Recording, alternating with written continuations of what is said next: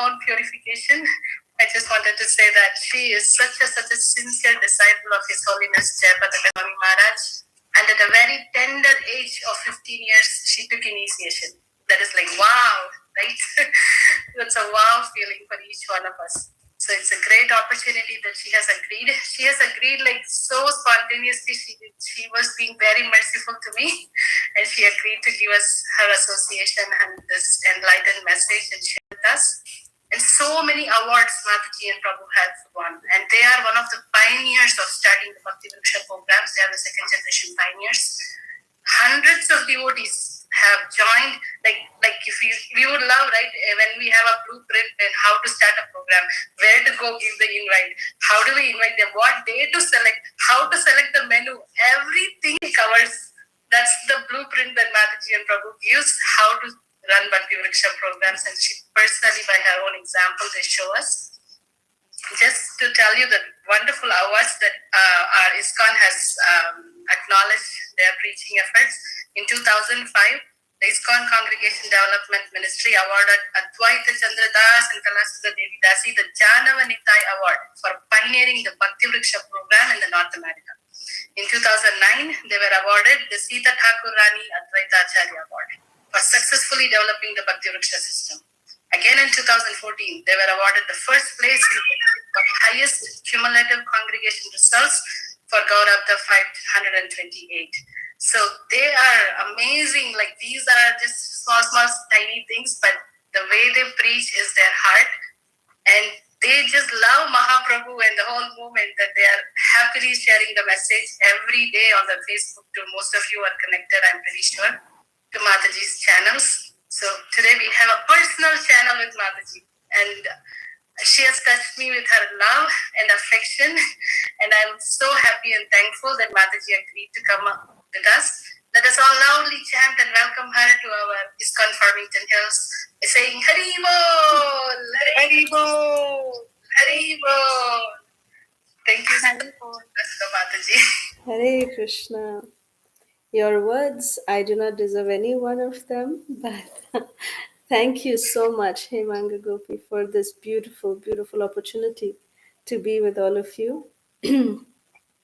I remember when we had the great fortune of being with them, and I won't forget how I had actually gotten very sick when I was with her.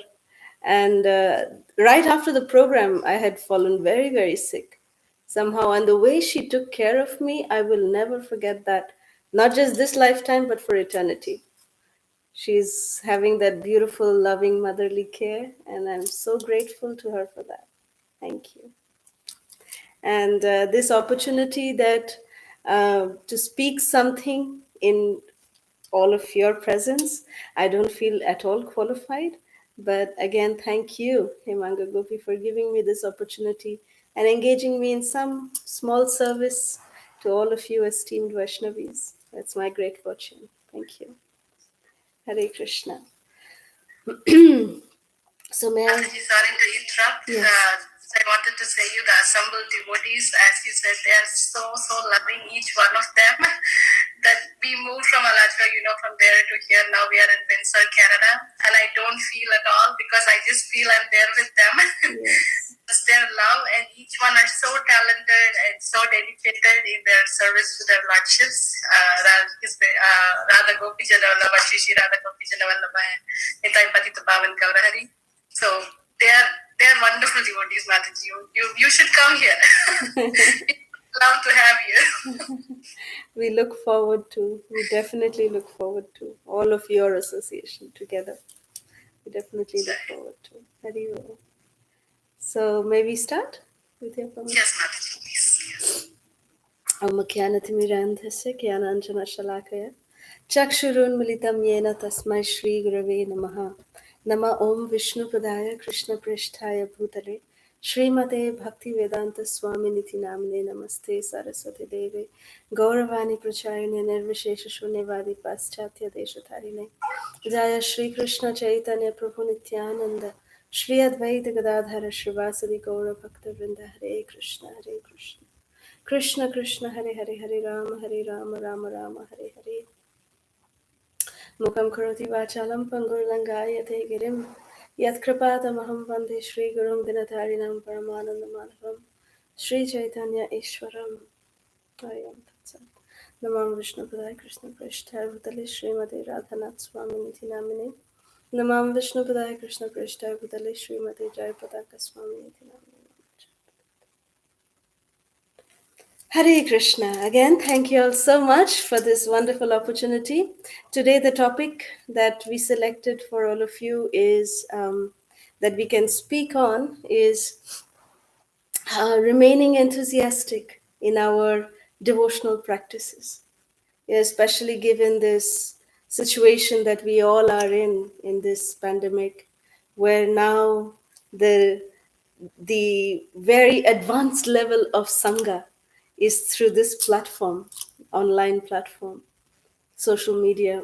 And this is how Srila Prabhupada envisioned, that whatever way we have, our association we should not ever be impeded by whatever material situation we may be faced with. So utilizing everything in Krishna's service, this is what Srila Prabhupada taught us. And by that, see, all of us are, I know the devotees, although it is 3 a.m. for devotees in India, some devotees from India have also joined here on this Zoom call. So I'm so grateful to each and every one of those devotees who have joined all the way from India, although it's so early for them. Thank you. Deepest gratitude to you for joining in. And for all of you, we are all from such different parts of the country, the world, in fact, and we are all united here together. This is what United Nations of the spiritual world is, and this is what Srila Prabhupada envisioned Srila, ISKCON to be. So we are so happy that you are giving us this platform. So all glories to all of your services. Thank you.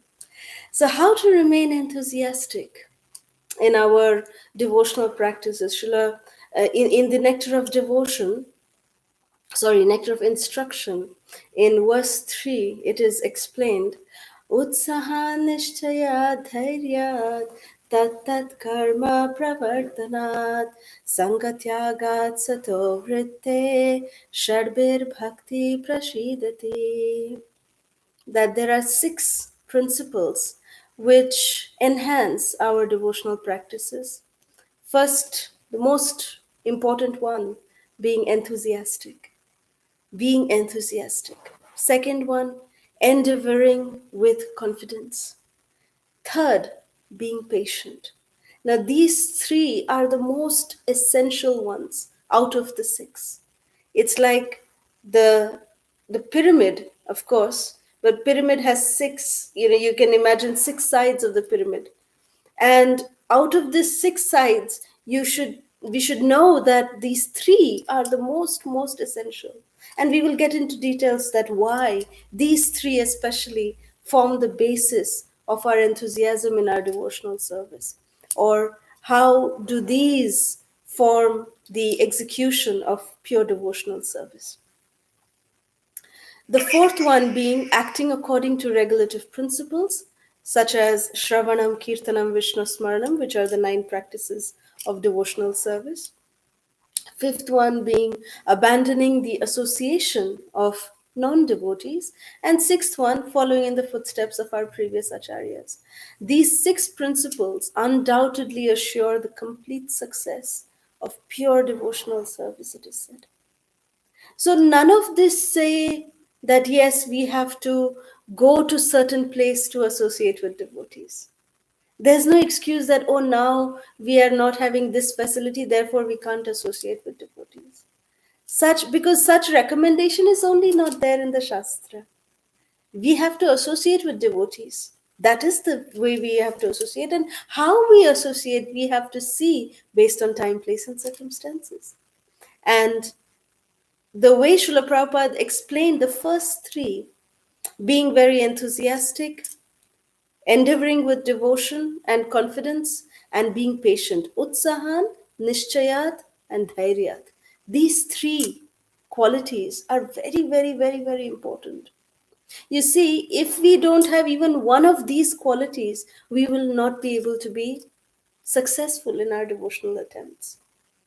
If we are not having any enthusiasm, then we will not have the determination to even chant our rounds or get up early in the morning, do our morning program, do our morning sadhana. We will not have the enthusiasm to do that. And then if we don't have any endeavoring with confidence that nishchayat, going ahead against all odds. Everything is going against us, but we are still going on persevering, going on at the process. Why? Because we know that one day, Prabhupada has said that if we do it, then we will get guaranteed, love of God is guaranteed. So with that faith, we keep endeavoring with confidence.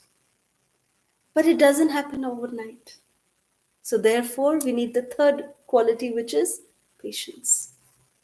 We can say, oh, Khatvanga Maharaj got it in a moment. This personality got it in that time. Why? I have been chanting 25 years, 30 years, 2 years, 1 year, 40 years. Why am I not getting? Why am I not getting any taste for chanting the holy names? Well, why I'm not getting that is because there must be some problem in us. There is no problem with the process. The process is capable of giving us pure devotional service even in a moment if we know how to actually implement it in our life. But the fact that we are not getting it implies that we are not implementing it fully. We cannot say that, okay, I will only go only till the airport, but I have the ticket. I don't know how I'll reach India. I am scared of getting on the flight, but I have the ticket. I've come to the airport. Now it's your duty to take me to India. Are Baba, you have to get on the flight now. We can't say, no, no, no, no, no. I don't care. I have all this. Now you have to manage. Somehow or the other, I have to go to India. Fine, you can go in your mind, but we have to make that endeavor of getting on the flight, getting outside of our comfort zone and stepping into the flight and flying to India. So that's how we will reach India. So now we have all the tools. We have what it needs to really practice devotional service. We have the association of devotees. We have the blessings of our spiritual masters. We have the chanting of the holy names. We have devotional service. We have all this paraphernalia with us. Now it is time for us to actually implement it.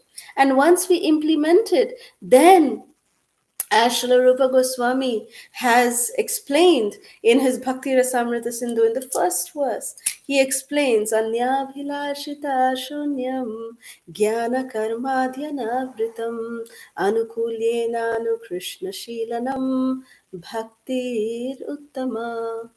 That uttama bhakti, or unalloyed devotional service to the Supreme Personality of Godhead, it involves the rendering of devotional service in a way that is favorable to the Lord, in a way that Krishna likes it.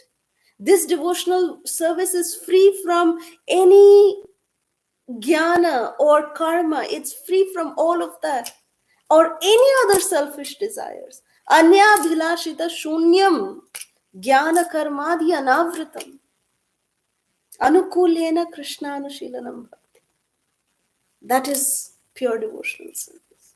So when we really have that kind of pure devotional service, that my dear Krishna, all I want is just your devotional service. I just want to please you the way you like, not the way I like. This pastime, all of us know this wonderful story about Sri Krishna having a headache. And everyone, Narad Muni, came to Krishna. Krishna, who's your greatest devotee? Tell me. So Krishna suddenly said, oh, Narada, I have a very bad headache. And then Krishna and Narada said, oh, Krishna, how can we save? How can we protect your headache? How can we cure your headache? Then Krishna said, oh, Narada, only the dust of my pure devotees, that dust can only cure my headache. So then Narada said, okay, let me go and find such devotees. But who will give their dust to you, Krishna? You are the Supreme Personality of Godhead. Whoever give their dust, they will go to hell. Then Krishna said, I don't want to hear. I'm having tremendous headache. You do something about it, Narada. So Narada ran. He first came to the Himalayas, to the great sages. Please, Yogis, rishis, you're meditating on the Supreme Personality of Godhead. That Supreme Personality of Godhead has a headache. Oh, Parabrahman has a headache. How to cure? What is happening? Said, oh, no, your dust of your lotus feet will cure. So can you give? Said, oh, Vishnu, we'll go to hell. What is this, Narada? What's wrong with you? Go from here, go from here. You're telling us how to go to hell? You're pushing us to hell. What is this? Narada went to every place. Nobody gave. Finally, he came to Brajbhumi, to Sri Brajaland, and then the gopis were milking the cows. They were doing their household chores. And then Narada Muni said, hey, Brajavadhus, please, Krishna has a headache. Huh? Krishna has a headache. How to cure? How to cure? And then Narada said, yes, the only way to cure is. And they started, just playing on the sands of the banks of the river Yamuna. And then they started collecting it in bags. All the dust that their lotus feet touched, they put it in the bag and they gave all, like in bundles, they were giving it to Narada. Go immediately. We don't know if we are pure devotees or not, but try this. If this helps, then if Krishna's headache goes away, it's great. Please try. Narada said, aren't you afraid that you'll be going to hell? The gopi said, Krishna's headache will be cured, na? Doesn't matter where we go. It's fine. You go. Don't wait a moment. Please go. And then Narada came back to Krishna, and Krishna rubbed the dust of the lotus feet of the gopis on his head, and his headache was gone. And then Narada had his question answered, and then Narada said, Krishna smilingly actually said to Narada that, Narada, when I told you, you could have also given me the dust of your lotus feet. Rather, you went around every place in the universe. So now you can see why the gopis are the topmost devotees. They are really on this platform. Anya bhilashita shunyam jnana karmadhanavritam anukulena anu krishnanushilanam bhakti. That their only means of survival, their way of survival is only dependent on Krishna, nothing else. They only survive on Krishna. So, how should our devotional service be? Because Sri Chaitanya Mahaprabhu, Gauranga Mahaprabhu has given us this instruction that we have to follow in the footsteps of the gopis. Gopi bhartu padakamalayur, dasa dasa dasanudas. How do we follow in the footsteps of the gopis? So in order to say that, there's a very instructive story. So one time there was a group of frogs. So these frogs, they were, very merrily, all of them were nice friends. Merrily they were jumping, they were, going across their forest, they were going from one place to another. And then when they were going like this, they didn't realize that there was, a well which was dry, but it was covered with some dry plants and all that. And they didn't notice it. So then they just jumped straight into the well. And one of the frogs fell straight into the well. And when the frog fell into the well, behind it, 2-3 more frogs also fell into the well. And then the other frogs got very cautioned. Oh, no, wait. There is some well here, so let us go around. But there were some frogs that had fallen in the well already. And the well was quite deep. So then the frogs who were on the outside, they were seeing, first they were seeing that this one frog was trying to jump very high. It was trying to jump, and because it was trying to come out. And then, but it was not able to, because it was not able to make such a high jump. So it was not able to come out. And then the frogs on the outside of the well, they started saying, hey, my dear friend, please, don't waste your energy. Don't do this. Just stay here. Don't waste your energy. We'll try to get some help. And the more they were saying like this frog is trying to jump even higher.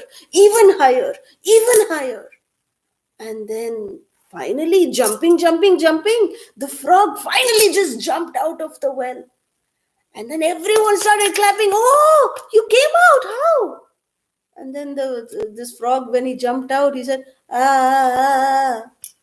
It was a deaf and dumb frog.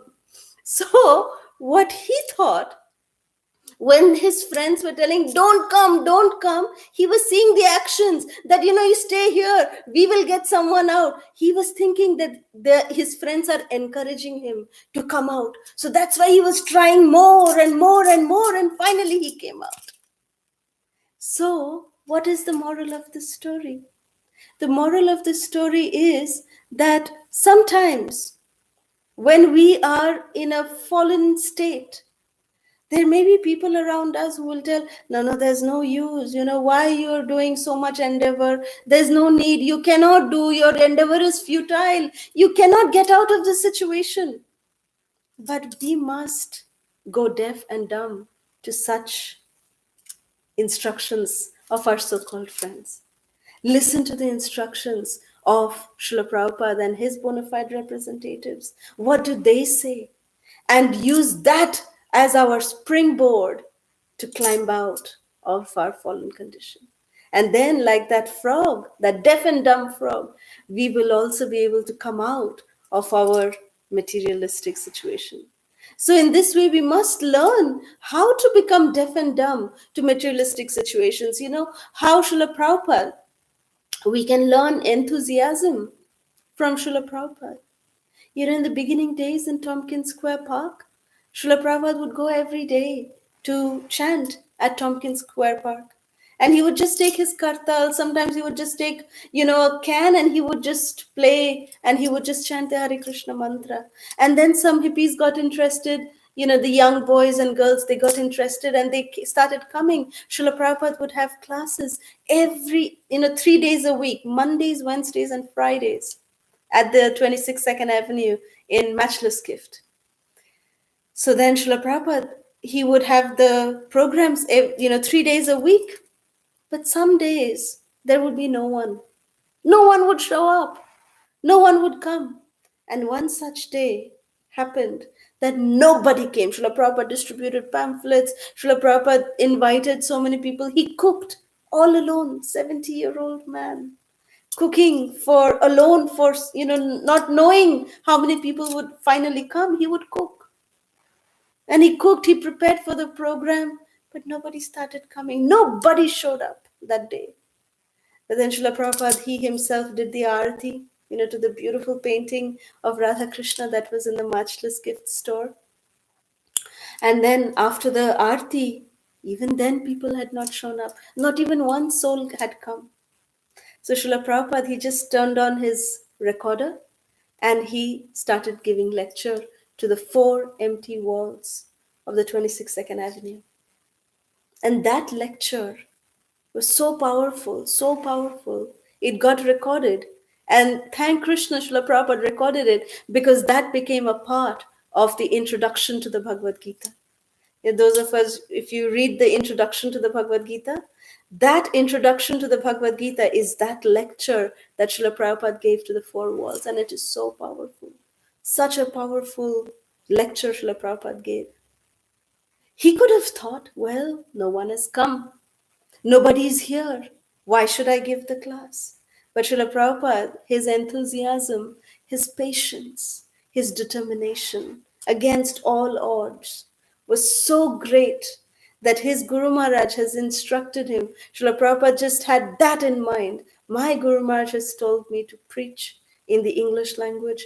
I will preach, come what may. That is the determination of Srila Prabhupada. And because of that endeavor, that enthusiasm that Srila Prabhupada has, we as the descendants of Srila Prabhupada, it is upon us now.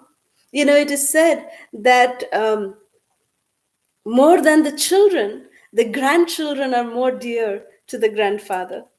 So we are actually very, very fortunate to be the 2nd generation of ISKCON, because we are Srila Prabhupada's grandchildren. And grandchildren become recipients of extra mercy of the grandfather.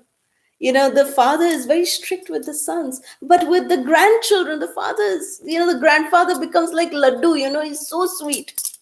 He gives extra mercy, extra little thing we do, Srila Prabhupada give us this much mercy. So that is our special position that we have as the grandchildren of Srila Prabhupada. That if we can endeavor even little bit, then we will be able to receive that benediction of Srila Prabhupada. And Srila Prabhupada always said one thing. One time a disciple asked Srila Prabhupada, I don't feel enthusiastic. What should I do? What should I do? I don't feel enthusiastic. So Srila Prabhupada said, act enthusiastic. Then does that mean, Srila Prabhupada said, be hypocritical? No. Enthusiasm, showing enthusiasm. If we are showing enthusiasm, what will be hypocritical? If we are looking for others' praise, that, oh, look, others will see me and they will say, oh, what a nice devotee. That is looking for, artificial praise. That is called um, giving out for, looking for any kind of, just praise or just hollow, and we are just trying to be hollow in ourselves. That is being, deceptive to ourselves. But if what Srila Prabhupada meant by acting enthusiastic is that if we are not feeling enthusiastic genuinely, then act enthusiastic means pray to Krishna. That Krishna, I am not feeling enthusiasm. Please bless me with some enthusiasm. Please bless me so that I can be enthusiastic. And if we cannot, then act again so that we can become enthusiastic. This is Srila Prabhupada's instruction. So we can see in so many of even Sri Gauranga Mahaprabhu's pastime, there was this one devotee. There was a brahmachari. Those days Sri Gauranga Mahaprabhu had not brought out his Sankirtan movement into the open. He would still do it was still an incognito. It was still very, very close associates. And they would have the nocturnal kirtans at Srivas Thakur's house, night-long kirtans at Srivas Thakur's house. Mahaprabhu would say, we have wasted our human form of life. Why to waste in sleep again? Let us in the night also let us chant. So then all the devotees would get together at Srivas Thakur's house, and Mahaprabhu would, encourage all the devotees to sing. Lord Nityananda would sing Mukunda, and everyone, all of them would sing, and Mahaprabhu would display extreme ecstatic emotions. And it is said, those of us who have seen Srivas Angan, you'll see that there are, huge coconut trees over there, very, very tall coconut trees. And it is said that in ecstasy, the devotees would become so ecstatic in these nocturnal kirtans, they would climb up those coconut trees and they would jump from one coconut tree to the other. That's how much ecstasy these devotees would manifest. Even speaking about it, I get goosebumps sometimes. But the thing is that this was the kind of ecstasy, and that's why Mahaprabhu had given very strict instructions to Srivas and said that only specific and pure devotees are allowed into this nocturnal kirtans. Not everyone was allowed to come inside to participate in the nocturnal kirtans. So then Srivas Thakur, he would always make sure that no one is allowed there. So one day there was this very sweet one young brahmachari boy who came in. He was traveling and he heard about these, transcendental, ecstatic nocturnal kirtans at Srivas's home. So he came with a very humble appeal to Srivas and said, my dear Srivas, I've heard about these nocturnal kirtans of Gauranga Mahaprabhu. I wish to just to see. From a distance only, I'll just see.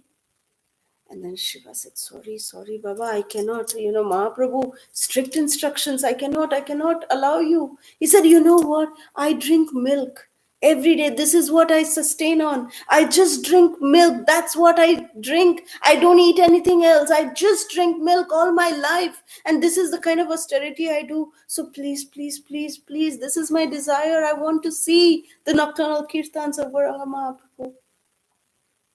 Shiva said, oh, you drink only milk?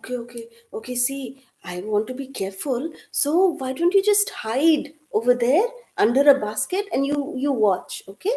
But you don't come out.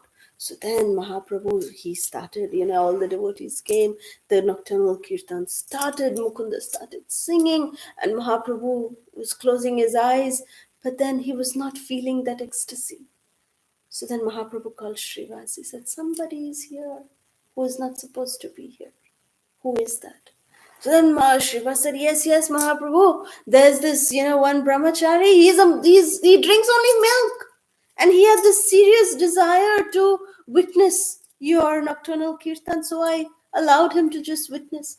Then Mahaprabhu got really angry. He said, do you think that just by drinking milk, one can achieve pure love for Krishna? Get that milk drinker out. And Mahaprabhu was displaying extreme anger. And that brahmachari was shaking. And then he just said, and then Shiva said, you go, you go. And then, but that brahmachari in his heart, he was feeling so grateful.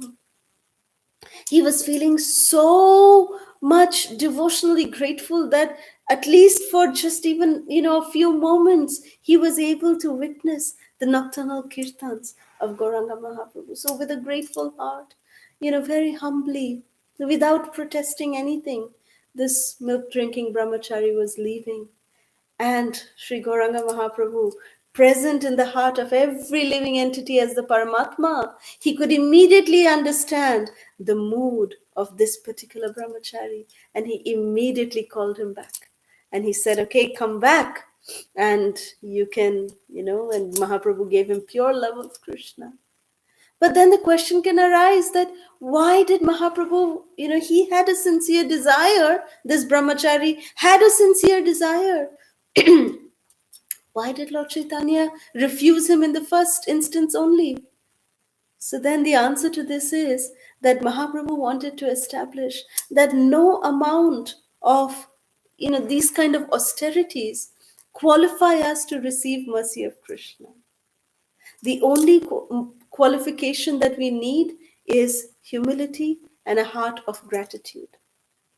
That's the only qualification that Mahaprabhu needs for us to be able to receive the mercy of Sri Gauranga Mahaprabhu. So this is how we can remain enthusiastic with these, listening to these kind of pastimes which are there in our Shastras. How the gopis of Vrindavan, how they are able to really immerse themselves. When Krishna disappeared from the Rasa dance, the gopis were heartbroken. How they came and they were first Krishna left with Srimati Radharani, and then the gopis started following the footsteps of the divine couple, and they were going behind. Where is Krishna? Where is Srimati Radharani? And then after some time they found Srimati Radharani because Krishna had left even her. But there's a very special reason that why Krishna left Srimati Radharani, because Radharani wanted. Because it was an external display that Srimati Radharani, she actually feigned, or she actually put up an emotion of pride. Because Srimati Radharani can never become proud, or she can never become angry. These qualities just do not exist in Srimati Radharani. But she externally put up an angle of pride so that Krishna would leave, because Radharani was feeling so bad for her girlfriends, for her sakhis, whom Krishna had already left. So Srimati Radharani wanted to be with her sakhis and together teach them that how we have to give up our pride so that Krishna will never leave us. So that is why Srimati Radharani, she just put up an act of pride so that Krishna would leave her also. And at Mansarovar in Vrindavan, Krishna left Radharani, and Radharani was sitting there. And then the gopis found Srimati Radharani, and then they started looking for Krishna. Srimati Radharani explained to the gopis how to actually be in the mood of having no envy, having no pride. Only then our hearts will become the true residence of Krishna. Otherwise, we cannot expect Krishna to come and make his permanent residence in our heart. She explained these to the gopis, and then the gopis, they sang their beautiful Gopi Geet, and everywhere they were looking for Krishna. And those Gopi Geet, those verses in the 10th canto of Srimad Bhagavatam, they are so beautiful. They give us the mood with which we should also try to immerse ourselves when we are knowing that how the gopis are saying tava kathamritam tapta jivanam, that Krishna, it is your glories only, your pastimes only, that our, tapta jivanam, our heart, our life is like a desert. It's scorching like the desert. And your katha, your glories, tava kathamritam, is like the shower of nectar, which pacifies the burning of our life. So, how to remain enthusiastic? When we can immerse ourselves in such kind of pastimes. We are like that, our heart is actually like iron. We cannot have iron, only one good quality we have. Because iron can take on the quality of what it associates with. If we associate with ice, iron can become like ice. If we associate with fire, iron can become fire. So it is up to us who we choose to associate with, or what we choose to associate with, so that our hearts can be like a magnet and Krishna can attract our heart. Krishna is that magnet. He is the supreme magnet, and our iron like heart can get attracted to Krishna only when we are having a proper attitude of gratitude. So I will just end with one of my favorite Gopi Geet verses, two of my favorite Gopi Geet verses actually. Um, this is text 7 and text 8. Um, text 8 is actually the gopis are saying that how Krishna, your each and every, it's almost like madhurashtakam, how madhurashtakam is. This 8th verse is like madhura for the gopis when they are singing and glorifying Krishna. They say that madhura yagira valgu vakyaya, that Krishna, whatever you speak is so sweet, it's so nectarian.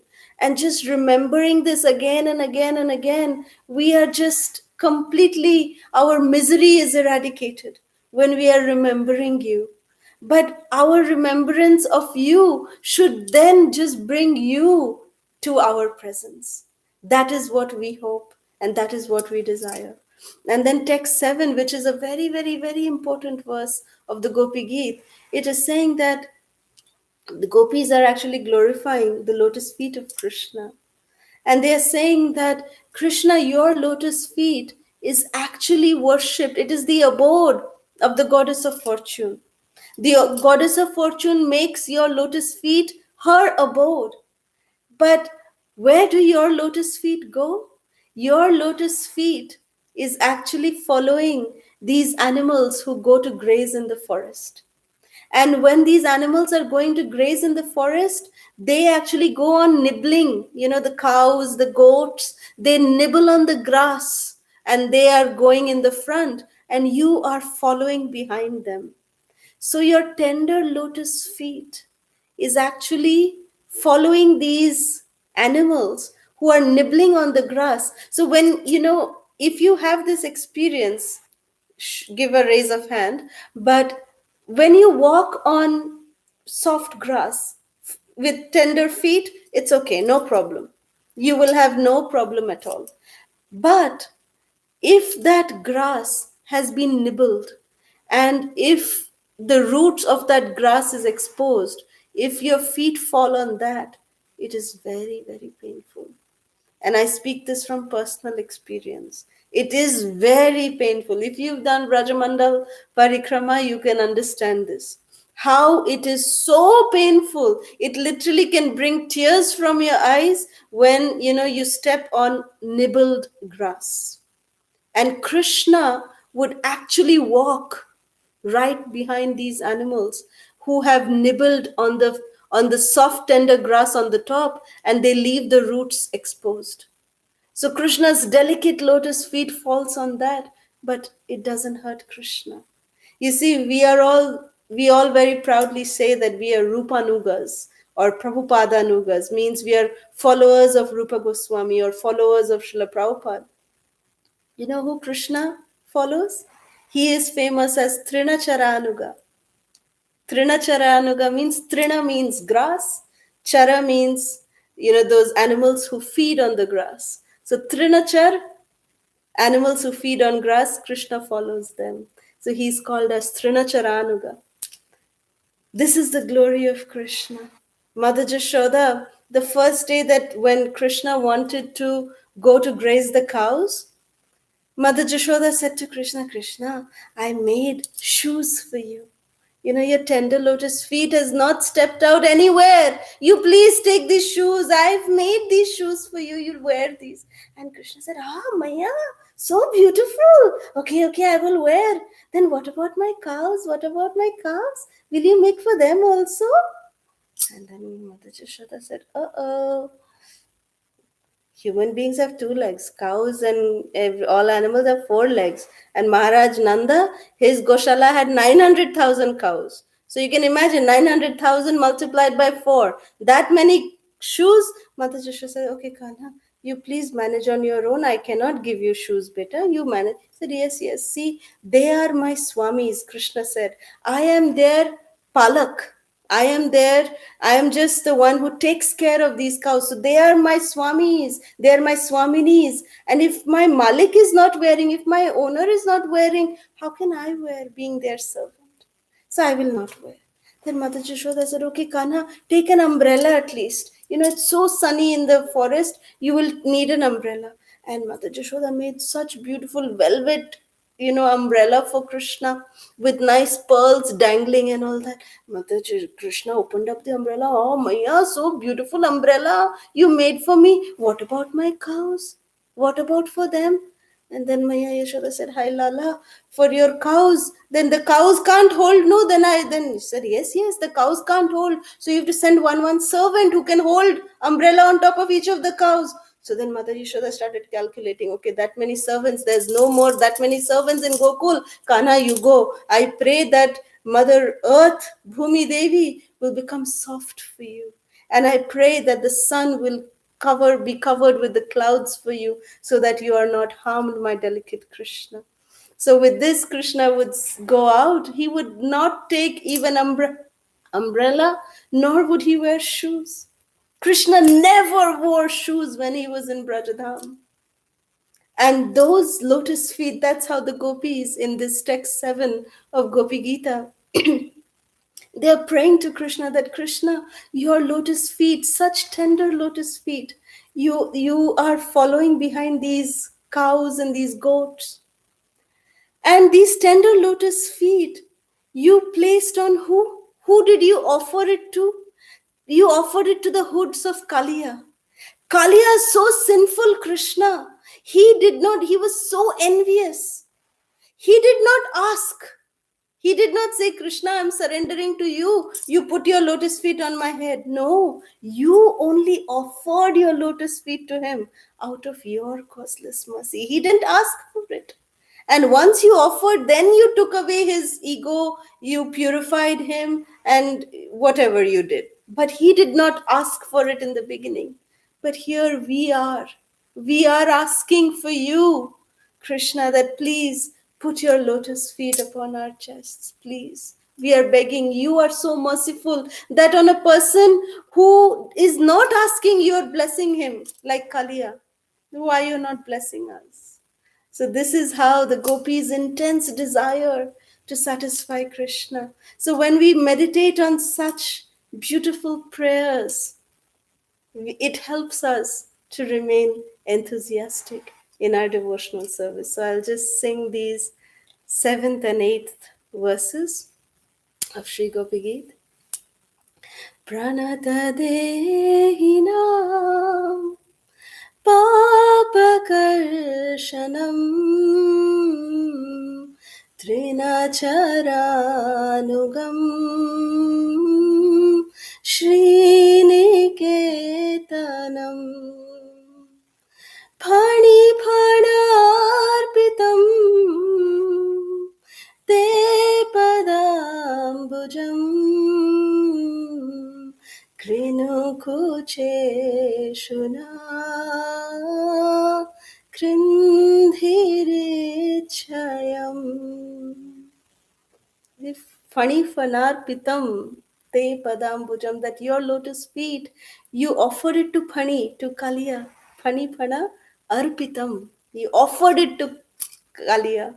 But here we are begging you, please put your lotus feet upon us. Be visible. We are understanding our mistake. So please be visible to us. Come back to us. And then they say, मधुरया गिरा वल्गुवाक्यया बुधमनोज्ञया पुष्करेक्षणा विधिकरीरिमा वीरमुयति अधरसीधुना ध्यायस्वना. This last line, it means that please, Krishna, your words are so nectarian, so melodious. When we remember your nectar filled words, it just satisfies us so much. And we are your maid servants, Krishna. So, only thing that we ask you is that give us, the tambula that you chew, you're chewing on the pan, the tambula, you give us that, from your mouth, you give us that as your mahaprasad. That will make our lives successful.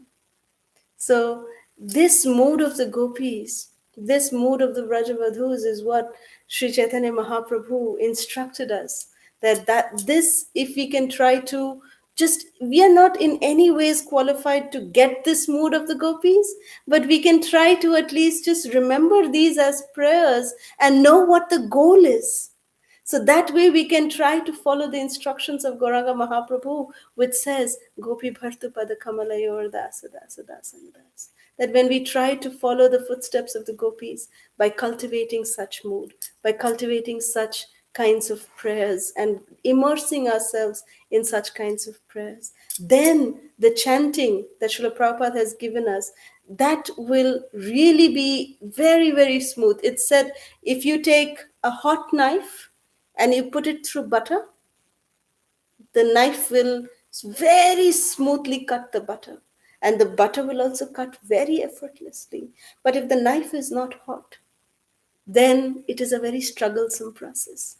So all of these prayers, these kind of moods that our acharyas have given us, that makes our heart, it makes our senses really hot and nice, so that when the Hare Krishna Mahamantra comes, then it nicely will cut through our material bondage and it will not be painful at all.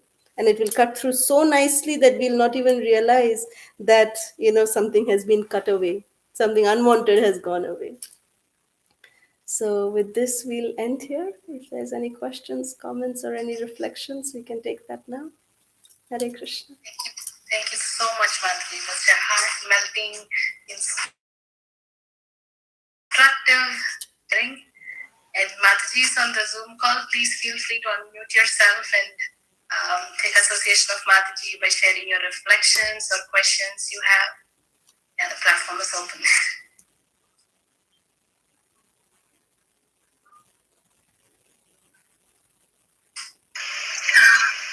Hare Krishna, Mataji. Hare Krishna. Thank you so much. A very beautiful class. I just loved it. Mataji, I had a question, Mataji. Yes. You were mentioning, right, Mataji, that no kind of austerity can take us closer to Krishna, just our humility and our grateful heart are the two things, right, that we should try to develop.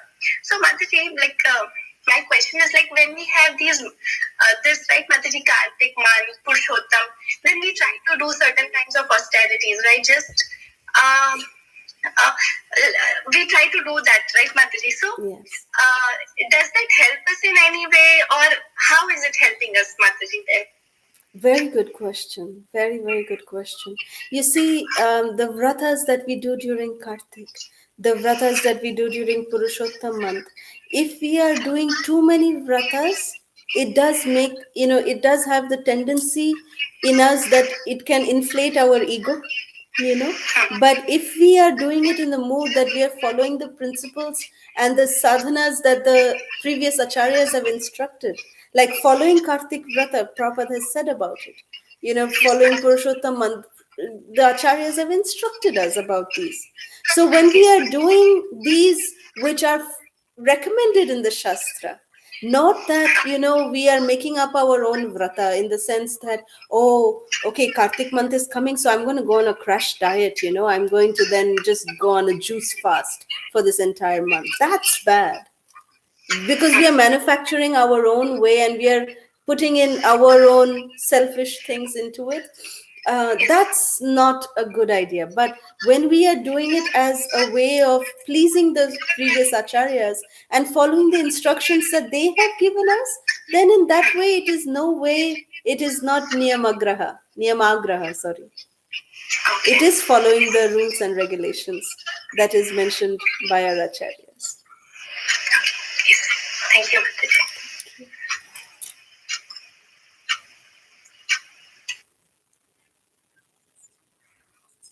Hare Krishna, Mataji. Dandavat Pranam.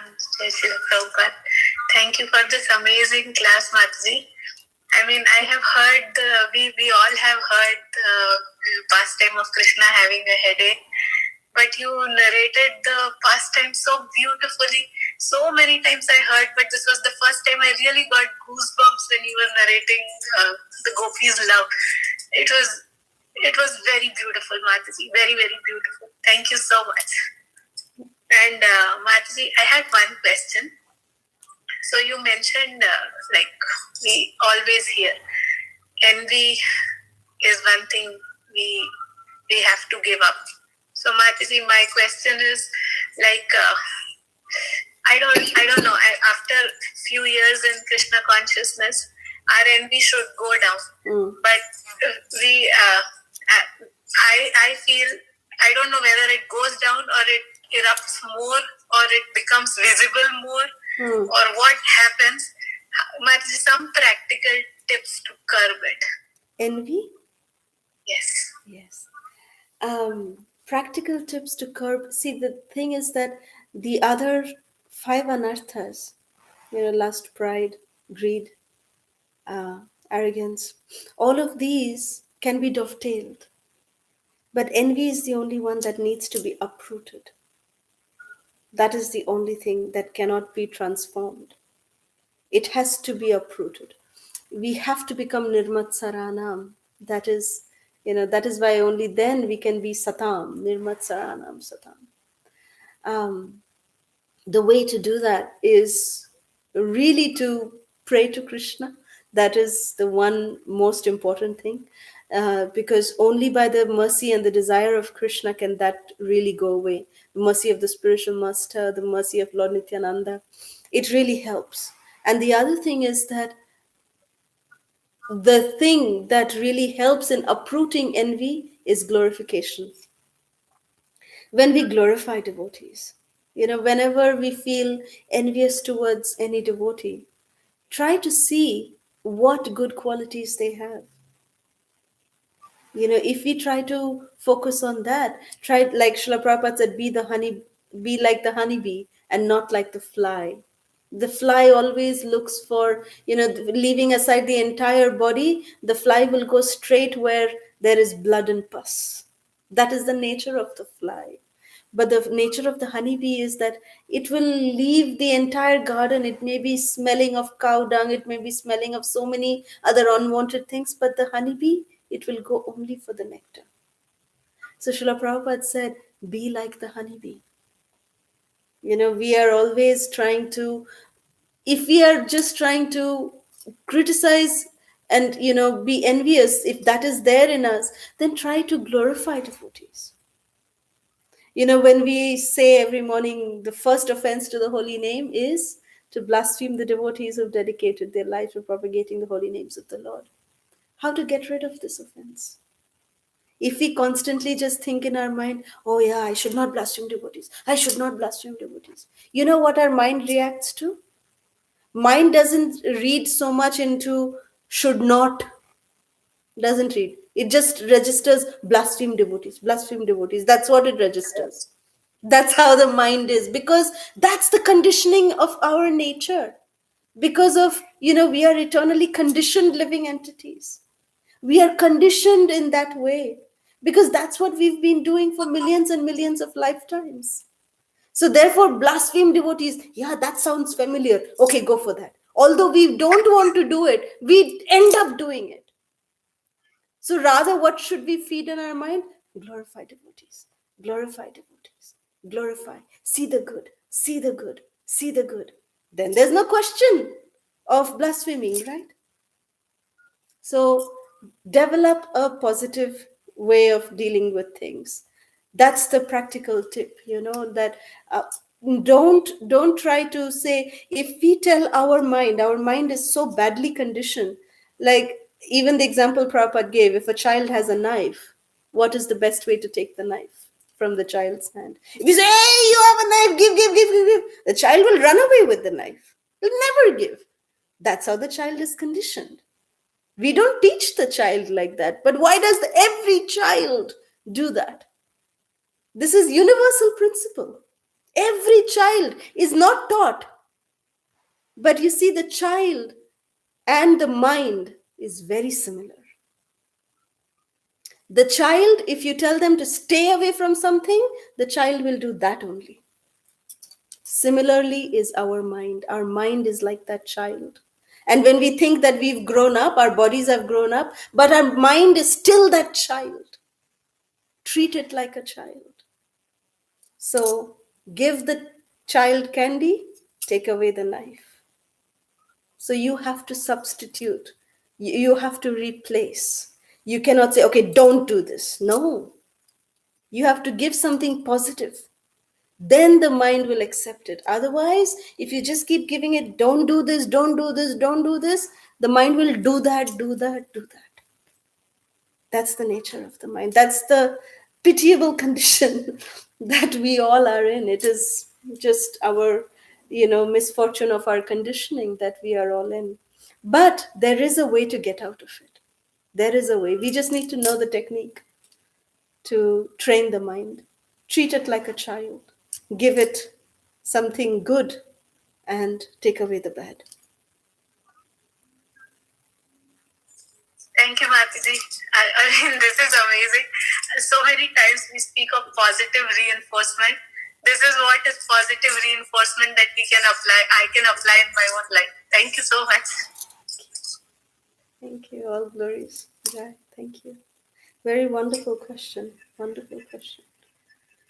Hare Krishna Mataji, Dandavat Pranam Mataji. Mataji, I love all the pastime of Krishna and your voice is so sweet, Mataji.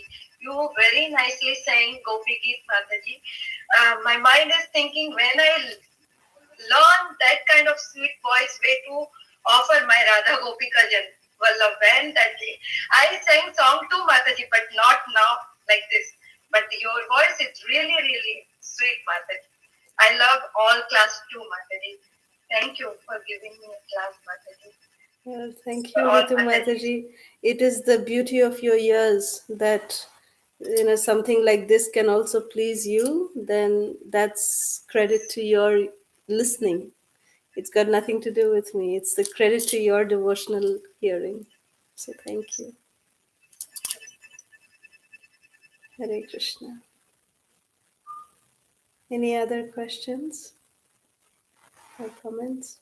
We wanted to welcome all the devotees. As you said, internationally they have joined, and we really want to welcome you on this platform. Thank you for joining us, and please feel free. This is just like a women's sangha, so you could also interact. We'll be happy to see you if we can. No force though.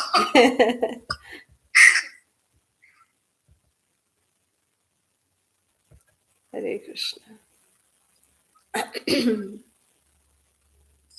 Sorry if I went. Also, if Yes.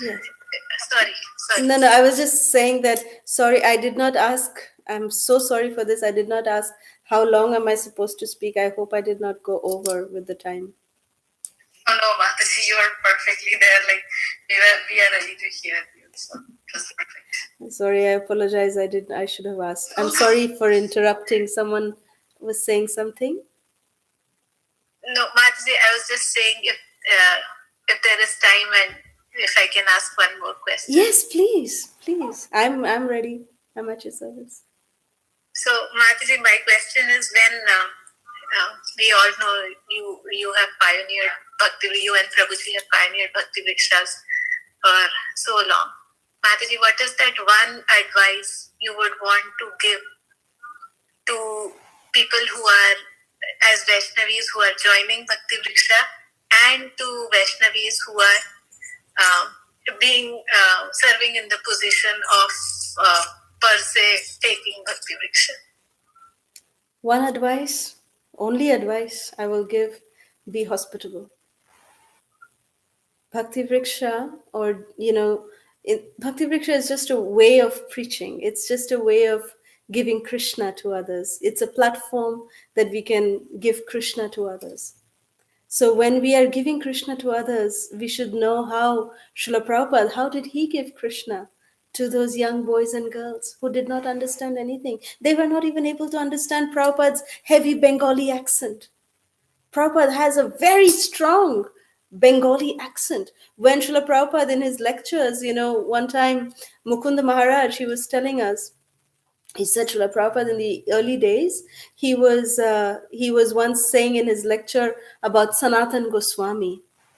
And Srila Prabhupada, because of his Bengali accent, he said Sanatan Goswami, he pronounces it as Sanatan Goswami. That's how in Bengali he pronounces it as. So then these young boys and girls, Mukunda Maharaj told us this. He said, I thought that he was talking about some town which is called Shona. God knows what he was talking about. But the thing that they didn't understand anything that Prabhupada said, hardly anything Prabhupada said, about philosophy and things. But why and how did they get attracted to Srila Prabhupada? How? It was because Srila Prabhupada made friends with them. They did not have any friends who was giving them something to uplift them. So they saw that genuineness in Srila Prabhupada. Srila Prabhupada just gave himself to these young boys and girls. Selfless love. That's what Srila Prabhupada gave. Philosophy comes way down the line. It comes way down the line. If you ask anyone how you became a devotee, very few, very special souls will be there who will say, oh, I came because I love the philosophy. They mostly would say, because I love the association. I love that particular devotee. Because, that devotee, treated me so nicely with so much love. I really wanted to continue to get that love. That's why I'm becoming a devotee. So to be friends, to make ourselves really there for someone, selflessly, trying to be there for someone. That is the mood of Bhakti Vriksha. It is love and trust. Love and trust does not come, these two words, it's very difficult to fit in material context. In material context, we love our children, but we may not trust them with our car keys. Correct? We may trust our accountants, we may trust our bankers, we may trust our people who do our taxes much more than we trust our own spouses sometimes. They know more details than even our spouses. But do we love our tax consultants? Do we love them? No, we love our spouses. Correct? So love and trust is something in the material context doesn't fit together, Right. but only in spirituality, in spiritual life, love and trust go hand in hand together. That is the uniqueness of spirituality. That is spiritual world.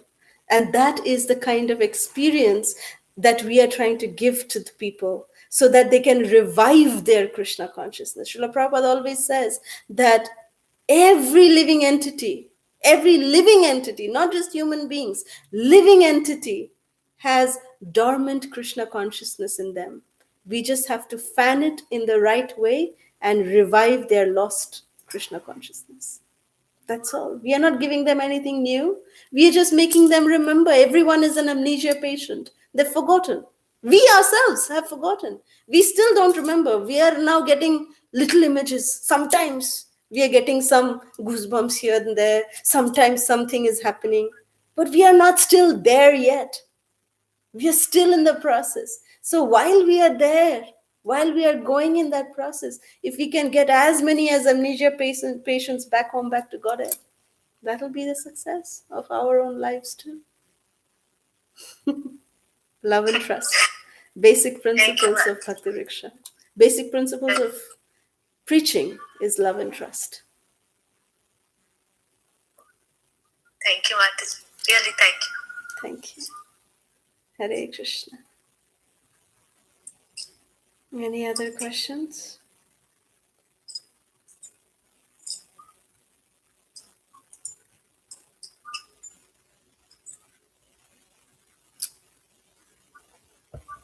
Hare Krishna, Mataji. Hare Krishna. Advar Pranam. My name is Priya Madhavi. Hare Krishna. Hare Krishna. Mataji, my question, I don't understand that how the enthusiasm is kind of pride or something bad. That one I don't understand. No, enthusiasm is not pride. You know, sometimes it's based on our consciousness, basically, you know, how we perceive it, how we are perceiving it.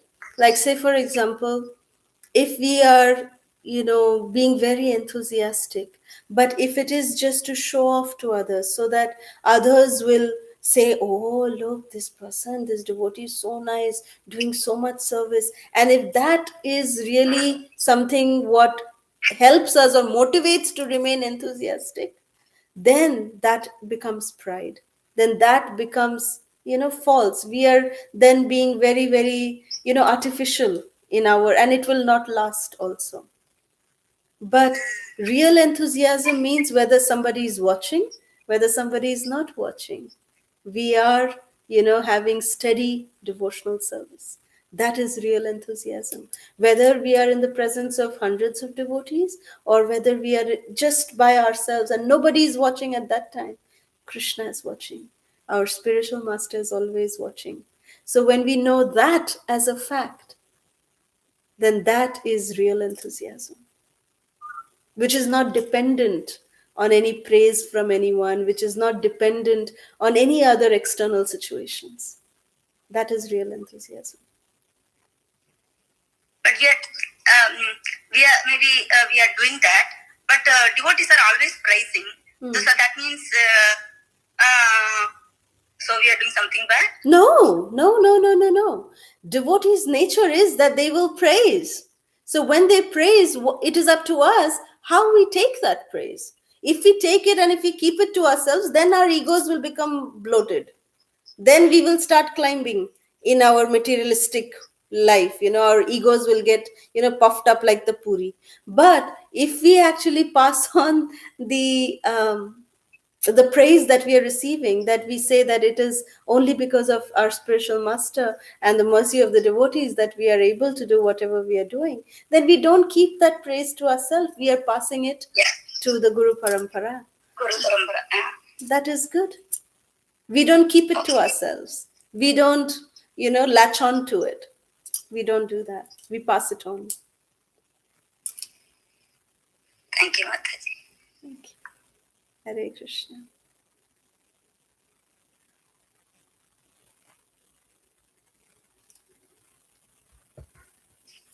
Any other reflections or questions, Mataji's? I know it's a rare opportunity to get to hear from Mataji. So many wonderful questions and actually so practical tips that it's just giving me hope.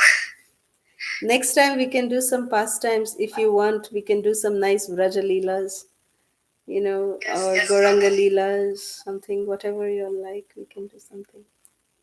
Jai. This will be really nice. Goswami Kathas. Yes, Mataji, as you say. We meet once a month, but we are all trying to read on a daily basis to come together and read. We seek your Wonderful. blessings. Yes, you told me. So wonderful. This is the Sangha that Srila Prabhupada would have his immense blessings on.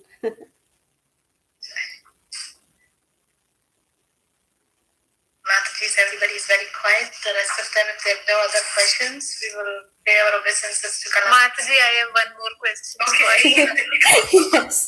Yes, please. Sorry, Mataji. No, don't Mataji, say sorry. I love your questions. Please. It's it's not very often that we meet Vaishnavis who have been in the process for so long and so like.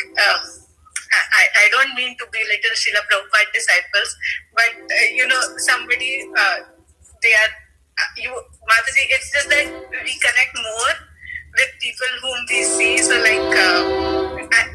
can connect with you. So Mataji, my question was like after all these years in devotional practice in bhakti, Mataji, like if somebody comes to you who you see the spark in and they ask you what do you enjoy most in devotional service, like what will be your heart, what has kept you in devotional service, what gives you most joy in this process? Well, if they ask me, I will say meeting souls like y'all. That keeps me going. And any opportunity to render service, that keeps me going. When it kind of boosts my spiritual practice, this association and meeting with, different souls really boosts my Krishna consciousness. It that's what fuels my Krishna consciousness, I would say. Because of course, for practical and many different purposes, it says that I received initiation at 15, but actually I received at 14, which we cannot say officially. But say it. but nonetheless,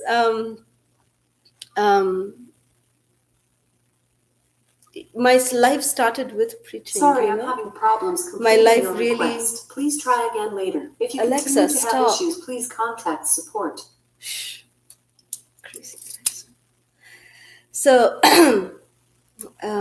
yeah, my devotional life was really with the preaching, and that really is my high point in spiritual life.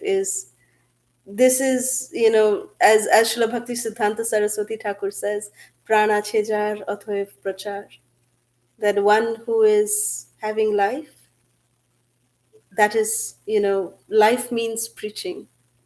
If you are not preaching, then we are as good as dead. That is how Srila Bhakti Siddhanta Saraswati Thakur describes. And that's exactly, what I feel. Even the fact that I have to chant. I chant, of course, I derive great pleasure in chanting. I will not say that, yes, I'm very attached to chanting. No, I've not yet definitely developed that.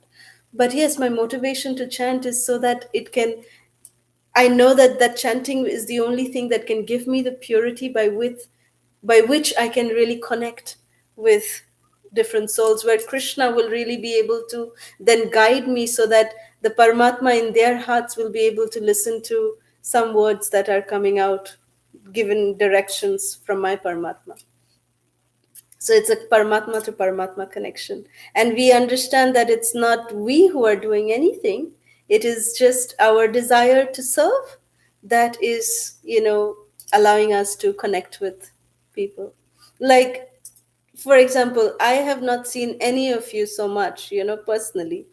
It's probably the first time, but I really feel such deep connection with all of you. This is spiritual relationships. It doesn't have to, it is not based on the body, it is all based on the heart to heart connection.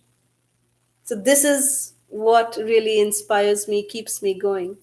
These kind of sanghas, meeting all of you lovely souls. Thank you, Madam. Thank you.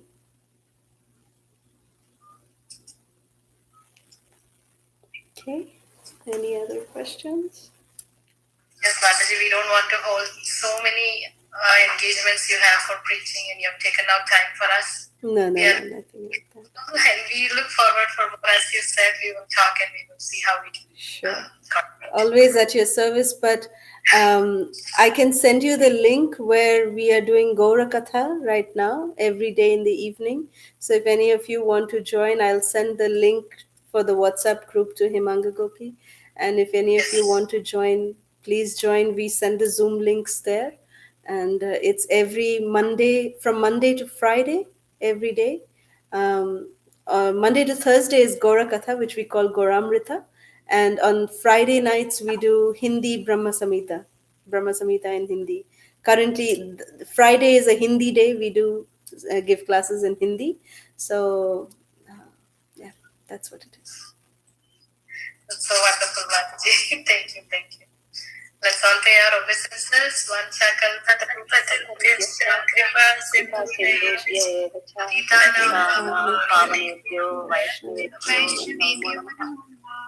Ananta Koti Vaishnavan ki jai. Srila Prabhupada ki jai.